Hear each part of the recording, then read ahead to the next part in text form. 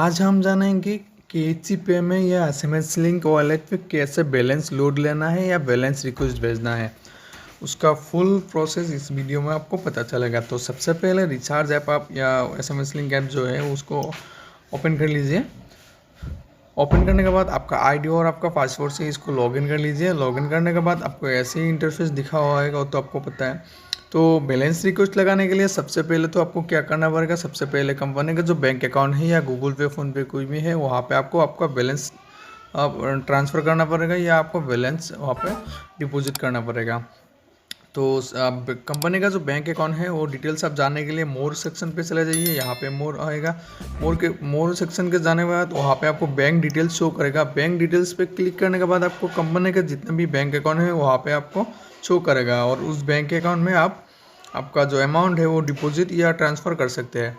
तो सबसे पहले हम समझ लेते हैं आपके मोबाइल पे, गूगल पे या फ़ोनपे से ट्रांसफ़र करने के बाद उसको कैसे रिक्वेस्ट लगाना है। तो सबसे पहले आप फिर मोर में चले जाइए। मोर के ऑप्शन पे वहाँ पे जाने के बाद पेमेंट रिक्वेस्ट यहाँ पे लिखा आएगा, नीचे देख सकते हैं यहाँ पे पेमेंट रिक्वेस्ट, वहाँ पे आपको क्लिक करना है। आपको ध्यान रखना है आपको कौन सा पेमेंट यहाँ पे लगाना है, मेन या डीएमआर। आप हम बता देते हैं आपको मेन और डीएमआर में फ़र्क क्या है।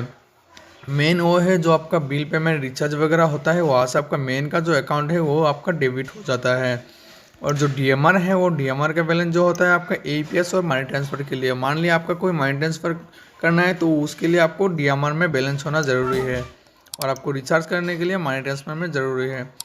तो हम मेन फ़िलहाल आपको दिखाने के लिए फ़िलहाल मेन में सिलेक्ट कर लेते हैं। उसके बाद सिलेक्ट पेमेंट मोड, वहाँ पे आपको सिलेक्ट करना है आप कौन सा मोड पे आप पेमेंट भेजा। अगर आप ब्रांच से या कैश डिपॉजिट सीडीएम से अगर डिपॉजिट कर लेते हैं तो वहाँ पे आपको कैश का ऑप्शन सिलेक्ट कर लेना है। अगर आपने कोई ऑनलाइन ट्रांजैक्शन करे तो उसके लिए आपको यहाँ पे ऑनलाइन का जो ऑनलाइन का मोड है वहाँ पे सिलेक्ट कर लीजिए। फिलहाल मैं यहाँ पे ऑनलाइन सिलेक्ट कर लेता हूँ। उसके बाद आप यहाँ पे सिलेक्ट बैंक पे सिलेक्ट कर लीजिए। आप कौन सा बैंक पे पेमेंट भेजा, वहाँ पे जितने भी बैंक है वहाँ पे आपको शो कर जाएगा। फिलहाल यहाँ पे मैं फ़ोनपे गूगल पे यहाँ पे सिलेक्ट कर लेता हूँ। अमाउंट आप डाल दीजिए, कितना भी अमाउंट आपने ट्रांसफ़र किया या जितना अमाउंट आपने डिपॉजिट किया वो अमाउंट यहाँ पे डाल दीजिएगा। मैं फ़िलहाल आपको चेकिंग के लिए 100 रुपीज़ यहाँ पे डाल दे रहा हूँ। उसके बाद पेमेंट इन्फो में आपको क्या डालना है ये बात आपको ध्यान रखना है। पेमेंट इन्फो में आपका जो अगर आप यहाँ पे देख सकते हैं, मैंने आपको 2 स्क्रीनशॉट दिखा रहा है। यहाँ पे आप देख सकते हैं यहाँ पे जो आपका बैंक रेफरेंस नंबर है, जो आपका मनी ट्रांसफ़र करने के बाद आपका जो बैंक की तरफ से एक रेफरेंस नंबर आता है वो रेफरेंस नंबर यहाँ पे देख सकते हैं। ये रेफरेंस नंबर आपको यहाँ पे डाल देना है। एग्जाम्पल के लिए आपको मैं यहाँ पे दिखा दे रहा हूँ। आपको ये रेफरेंस नंबर यहाँ पे डाल के पेमेंट रिक्वेस्ट पे क्लिक कर देना है। पेमेंट रिक्वेस्ट पे आप क्लिक कर देंगे तो आपका जो पेमेंट है वो सक्सेसफुली रिक्वेस्ट हो गया। तो वो आपका 10 से या 15 मिनट के अंदर आपका अकाउंट पे अपडेट हो जाएगा। तो आप चेक कैसे करेंगे आपका पेमेंट रिक्वेस्ट अपडेट हुआ या नहीं, आपका अप्रूव हुआ या रिजेक्ट हुआ। तो उसके डिटेल्स देखने के लिए आपको फिर मोर पे चले जाइए, फिर पेमेंट रिक्वेस्ट पे चले जाइए। उसके बाद ऑल पेमेंट रिक्वेस्ट पे चले जाइए। वहाँ पे पहला वाला में अभी जो मैं आपको दिखा रहा हूँ, पहला वाला में हमने 100 रुपीज़ ऑनलाइन ट्रांजेक्शन किया तो उसका यहाँ पे दिखा रहा है।